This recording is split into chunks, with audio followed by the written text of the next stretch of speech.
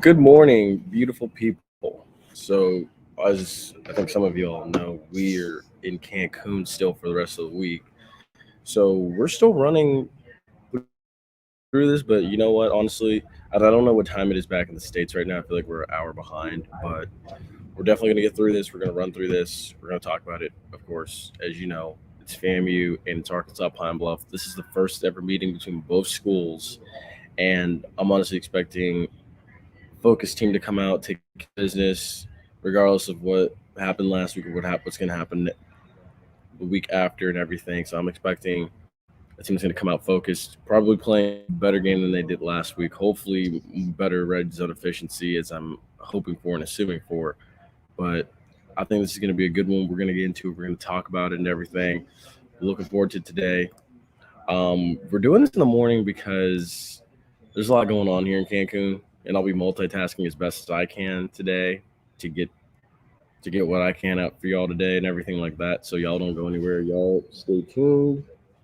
The honestly, the game picks for this week are going to probably come a lot earlier today than weeks previous, but we're going to be all systems go for next week as well.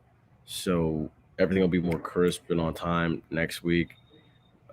You'll expect more efficiency from us. It's kind of funny we talk about red zone efficiency not being what we want it to be, but we're not as efficient as we want to be this week. But don't go anywhere. The intro's next. We're gonna talk about it. Stay tuned. It's gonna be a fun one.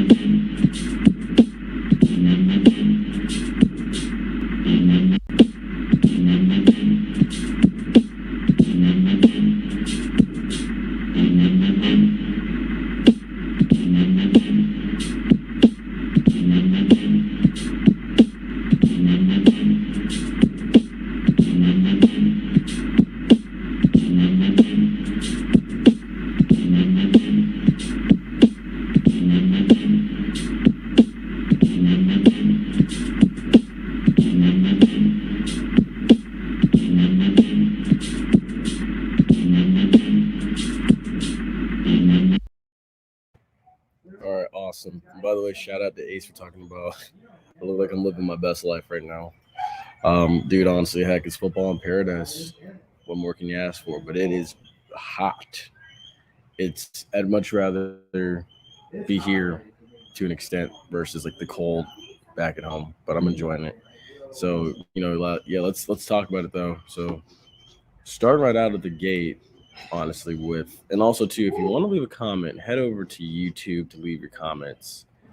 But yeah, to get jump right out of the gate. So last week, Arkansas Pine Bluff, they played Grambling. They won 33-26. It's all kind of funny. Grambling couldn't keep their minds off FAMU the week before, so they got beat. And Arkansas Pine Bluff, who's down on their luck this year, not the same. Well, didn't transition to the fall like they had planned to from the spring. Got kind of hit with reality. They got a win. They got their second win of the season. So now they're 2-7. They're coming into the day for a home game. Probably their last home game too. But first ever meeting between the two schools on record. Skylar Perry accounts for more than half of the production of that offense. He leads the team in passing and in rushing, which honestly kind of is a reflection of their record. Because he's no Michael Vick, and the linebackers and defensive backs he goes against look just like him in speed and size and quickness. The offense goes as Perry goes, and they present as not really one dimensional. But when I say they present as one dimensional, I mean it like this: they present as a team that honestly will be centered around one man. And like I said earlier, as he goes, the offense will go. So that's what I mean when I say they're very one dimensional. Is saying if you can stop Perry, you have a chance to win this game. And with that, honestly, you gotta look at this too. They had 387 yards of total offense last week, 163 on the ground. Oh no, in the air, 227 on the ground, and I think that's honestly accountable because what happens? Skylar Perry loves to run it more than he does to. Oh well, no, he doesn't based on his numbers, but they are more prevalent to running the ball. But if they need to cut it loose and throw it in the air, they will do that. Also, too, one of their star defensive backs, actually, I believe he set an FCS record. He established himself as quite a name. 8 pass breakups, 1 interception. I believe that 1 interception was like a 95-yard touchdown return or just a 95-yard interception. And then he had 5 total tackles. So the guy can do it all. They have one guy that could probably take away one side of the field, but I know this. He hadn't seen wide receivers like what he's going to see today. As well, too, SWAC West champs from the spring. They averaged 21 points a game, so I think that's kind of prevalent to why what's going on with them is what's going on with them. So, I mean, it only makes sense. As far as the players to watch today, it's as follows: Skylar Perry, of course, 11 of 22, 163 yards, 2 touchdown passes, 146 yards rushing, and also 2 rushing touchdowns. Kier Crossley, who's their star running back, well, along with Daniel Ingram, 11 carries, 49 yards, not the strongest performance. And then Kier Crossley, 11 carries, 49 yards. Daniel Ingram, 10 carries, 26 yards. So it's not the best, but it's pretty interesting. They're capable of getting the job done, and they were capable last week. They're going to need to improve upon that if they want to even have a chance to win today. Wide receiver Josh Wilkes leads their wide receiving core, 3 receptions, 66 yards, 1 touchdown. Kevi Johnson, 10 total tackles, 5 solo, 5 assisted. And then, of course, Andre Fuller, who I believe, yes, he did set an FCS record last week. 8 pass breakups, 1 interception for 95 yards, and 5 total tackles. So now it comes down to this. Why do they still have something to fight for? Well, obviously they're currently a 2-7 team. You want to get more losses, or no, you want to get more wins than you do have losses, honestly. And this is you got to kind of show for a team like this, you got to kind of show, all right, we can finish this thing strong, and show that we have potential for next season. That's what it's about. Because you always want to have something good to look at. Send the fans home happy for a long off season, thinking, okay, well, we do this, do this, do this, and we just show proof that we have this, and these guys are coming back. These pieces all accumulated together, we have a chance next season. So I mean, it's a lot of factors to keep in mind, and it's very much doable. So I mean, at this point, you do want to finish strong, and for them, I know they would love nothing more than to finish their season out at 4-7 versus say, you know, 2-9. So it goes a long way, and that's more of a moral victory more than just salvaging the season and everything like that because they know they're not going anywhere after next week or in a couple weeks. So it's all about pride for them now. Why has the SWAC West spring title defense gone awry? Quite honestly, it's gone awry because you got to consider this. I think they showed their full deck, just like Alabama A&M, and it came back and it bit them in the behind. And then you had a lot of teams that probably adapted for the spring, and they were able to transition properly, whereas Arkansas Pine Bluff probably wasn't. So I mean, that's one way to look at it. So I mean, I think that they didn't really manage it properly than they could have. If they had, I feel like they probably would have been, hitting their stride. But I think also too, a lot of people figured since Alcorn was coming back in the fall, that they had a chance. As well too, are they still better than their record? Honestly, I would say, yeah, they are better than their record still. Why? Because it comes down to pride. It comes down to pride. And then, I mean, look, you were the SWAC West Spring champions. So, I mean, that counts for something in its book. So, I mean, look, if you just keep pushing, keep fighting, there is a chance. Although I don't think there's a chance today, but next week possibly there is a chance. I mean, look, how many people actually thought that they would beat Grambling? They were 1-7. How many people actually thought they'd beat Grambling? Because I sure didn't. And then look what happened. And also too, how do you get a guy like Skylar Perry into a flow early? Honestly, I think you got to. It's going to come down to really just misdirection and stuff like that. You can get him going in misdirection, RPO, make make him challenge FAMU's defense. Then I think you have a chance if you're Skylar Perry to really like wreak havoc. And then as well too, what do you make of? Oh, whoa! Without Perry, what is this team's identity? And that's actually a great question because honestly, I'm sure this defense today is going to try to make priority number one, taking away Skylar Perry because he does so much and he's so versatile with what he does. If you could take him away, I think there is a chance there that you can completely just shut this offense down. Because again, their offense goes as he goes, and if he can't really get going, there's not a chance. And a great reference to that is this. If y'all remember Michael Vick back in the day with the Bucks, or no, with the Falcons, his kryptonite was who? Simeon Rice, Warren Sapp, and Derek Brooks. Because every game, those guys had a plan to stop Michael Vick. Skylar Perry, Michael Vick, meet your Derek Brooks and your Warren Sapp and your Rondé Barber and your Simeon Rice in this FAMU defense. Because this FAMU defense and that Florida speed is a real thing. And with all the transfers, they can run like the wind for 4 quarters and not get tired. So Skylar Perry is going to see a very large step up in competition from what he saw last week, and he better be ready for it.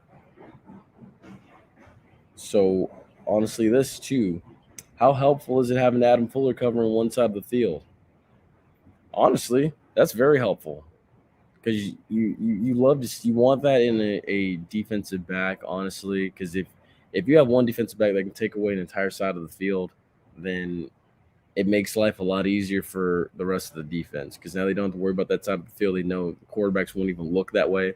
Although today I do think that he's going to be presented with a significant challenge by a much more talented wide receiving core. And it's going to be interesting to see how does he respond to that. Want to make sure I get that up for y'all. As well, too, also, actually, yeah. You know what? That takes us now to FAMU. Y'all bear with me, dude. It's hot out here. Supposed to be going swimming later, but yeah, y'all bear with me. As well, so yeah, for Florida A&M last week versus Southern was a win 29-17. Like I said earlier, they've never played Pine Bluff before. McKay played well last week, and I was very impressed. He managed the game well, did what he had to do to take care of the ball. Oh, yeah, by the way, y'all comment your score predictions in the comment section on YouTube because YouTube is working right now with the comments. Twitter still isn't.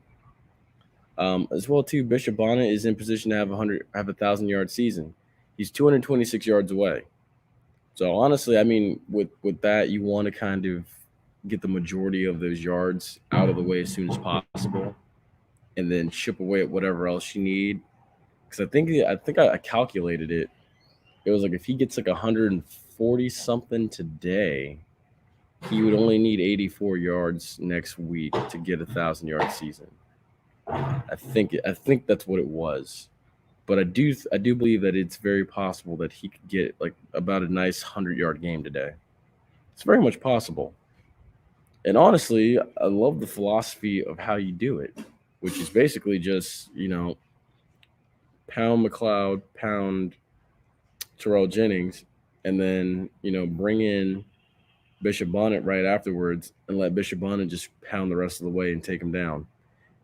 And then honestly, the defense is so worn down by that point that Bishop Bonnet's just able to scamper for 20 plus yards at a time. So this is possible today that we could see him get closer to it. Heck, if he goes off for a 226-yard performance today, that's even better. As well, too, the other thing last week that I don't know if a lot of you saw, but I sure did, the offensive tackles could not block Isaiah Land, and he was held nearly every play.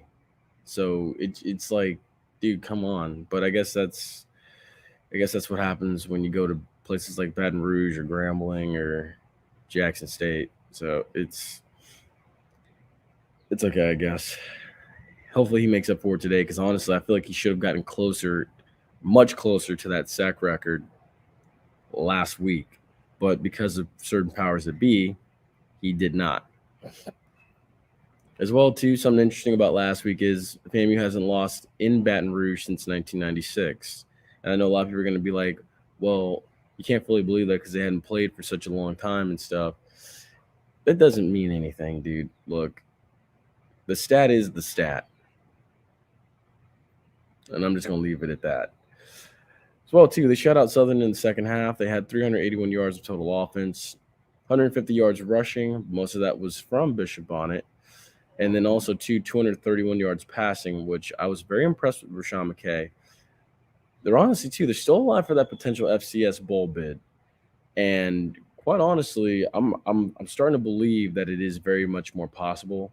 You just have to stay focused these last two games, and you got to win out. And if you win out, then I think, honestly, as much as they want to keep FAMU out of the FCS playoffs, a 9-2 team is a very tough thing to keep out of the FCS playoffs. Because again, as I stated earlier, I don't think the teams like VMI, I don't think Weber State, I don't think Mercer, and not South Dakota State, but I don't think South Dakota is better than FAMU. At least like matchup wise, I don't think those three are better. And I mean, even heck, I'll throw Jacksonville State in there as well too. I don't think that any of those teams are better than FAMU. I think FAMU is much more deserving than those teams. So I mean, what's the problem? Because hopefully, I mean, look, a win this week and then a win next week definitely has the selection committee saying, you know what, we got to put these guys in. We have to. And that would honestly be the right thing to do. They've earned it. They deserve it. Now, I don't know if they get a home game out of it. I think they land somewhere in the South region where fans can still travel to the game. But I don't see where it happens where there's playoff football in Bragg on Thanksgiving weekend. I don't see that part happening because of such a climb needing to be made. Now, if FAMU were 11th in the country or in the top 10, which they were close to achieving last year had they won at the end last year, or not last year, in 2019, then you could talk about maybe receiving a potential playoff bid or hosting a home game. So there's that. But yeah, players to watch, though. Rashawn McKay, 15 of 26, 231 yards, 2 touchdowns. I will say I was very impressed last week. And his confidence is growing every week. But I'll also say this, too. Those post corner routes are his bread and butter. And like I said last week when we were at the end of the Southern game, it's hard for quarterbacks to throw routes that go in the outward direction versus the inward direction, because it's just harder to throw it on a dime to something going further away from you versus something coming closer towards you in a straight line. So, I mean, the fact that he's able to throw that route so perfectly on a dime is quite telling. And the cool thing about it is if you can time that route just right on that post corner, if you can hit that wide receiver on a spot or in stride before they go out of bounds on that post corner, and that wide receiver is able to turn it upfield, that's a big play waiting to happen. And I feel like it's coming either today or it's coming next week, because his confidence is going to grow. It's going to keep growing and growing and growing.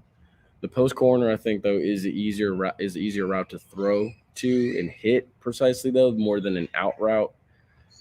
But again, the fact that he's able to do that so consistently, and they started dialing it up more and more and more because Southern was just leaving it wide open. Heck, even the wheel route and the post corner route was something that they could not cover. And I think, and here's where we're going to see how effective was film study for Arkansas Pine Bluff's defense is how well do they cover that today? Because if they don't cover that well today, then look, they didn't do a good job studying their film. And I'm just going to leave it at that. As well, too, though, another player to watch, Bishop Bonnet, who's close to a 1,000-yard season, 16 carries, 106 yards last week. Jamar Shareed, 5 receptions, 86 yards, 1 touchdown. Xavier Smith, 4 receptions, 77 yards. He was starting to heat up. He really was. And then also, too, Marquis Bell, who I feel bad because I haven't really talked about him much as far as a player to watch. I think we already knew, just watch him and you'll see. But 11 total tackles, 8 solo, 3 assists, and then Isaiah Land, 14 total sacks this season. So, I mean, look, he's 6 away from the FAMU single-season sack record. Is it possible with 2 games left that he can really just rack up, 3 sacks this week or get 6 sacks today?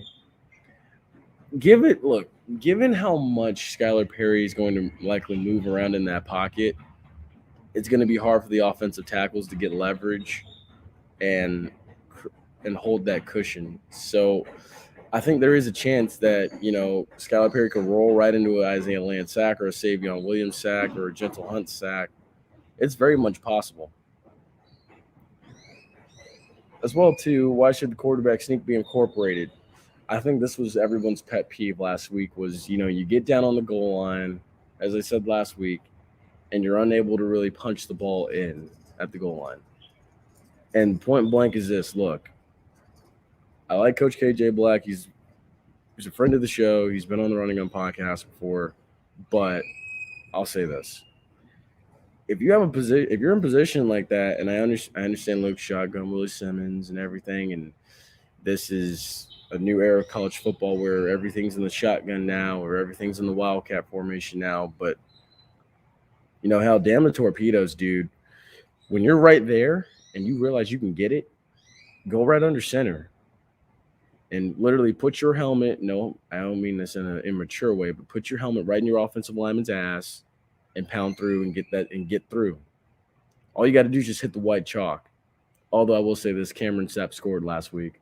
But, I mean, look, it doesn't take much. If you really need much more of a push, heck, pushing is legal in college football now.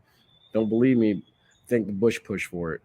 Just literally get in the I formation, go right in, and you could have got a touchdown. We could have got maybe 2 touchdowns off of just flat-out QB sneaks. Just doing that. You got to trust your offensive line.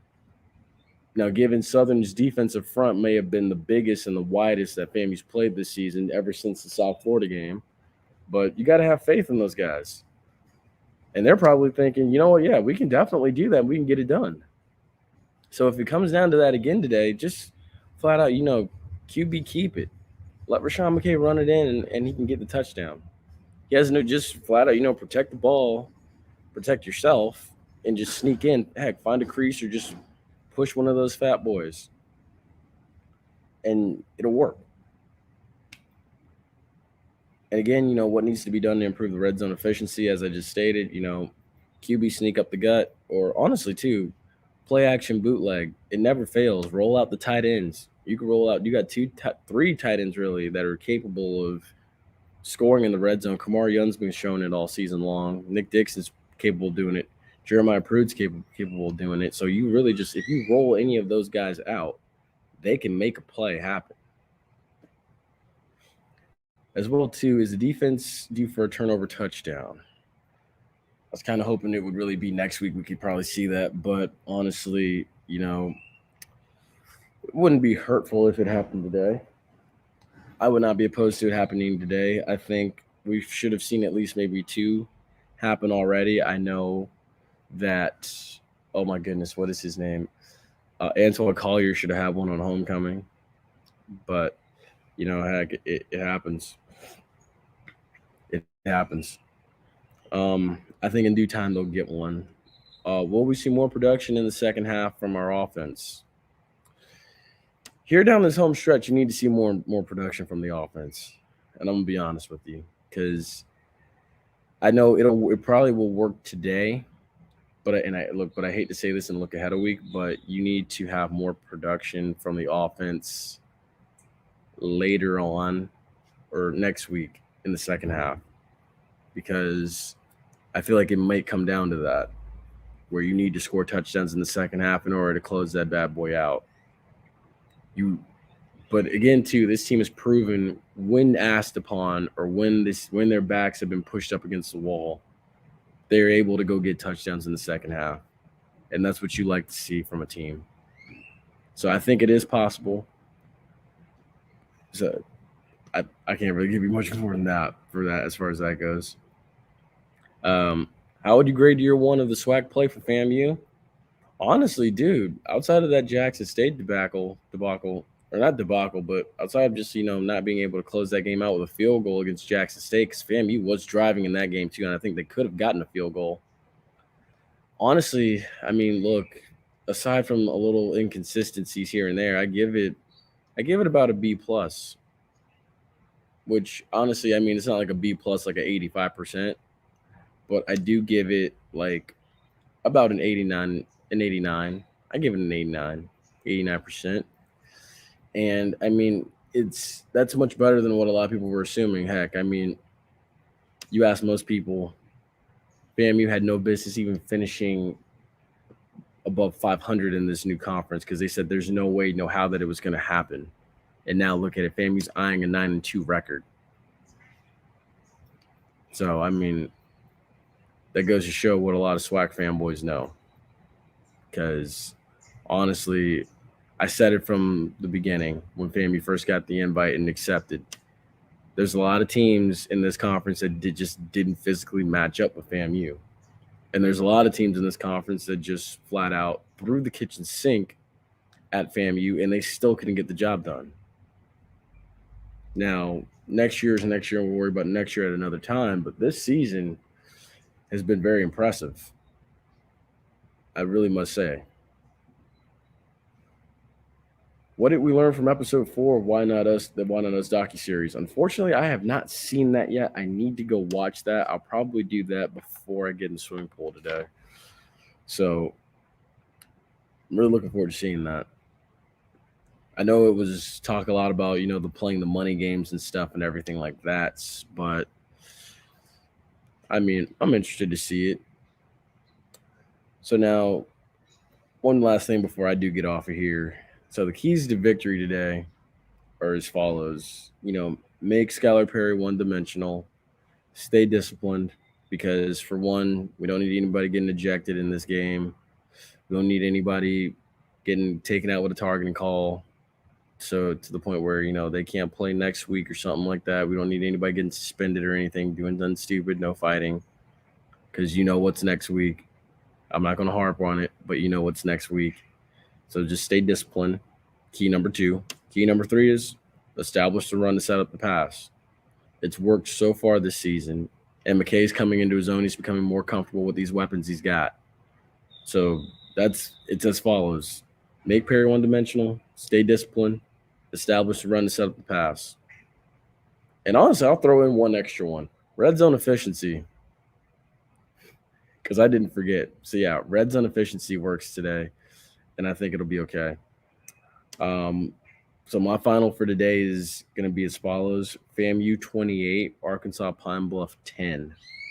So I think FAMU wins this one. The scoreboard won't indicate the physical dominance, of course, but I think this will be a physically dominant game by FAMU.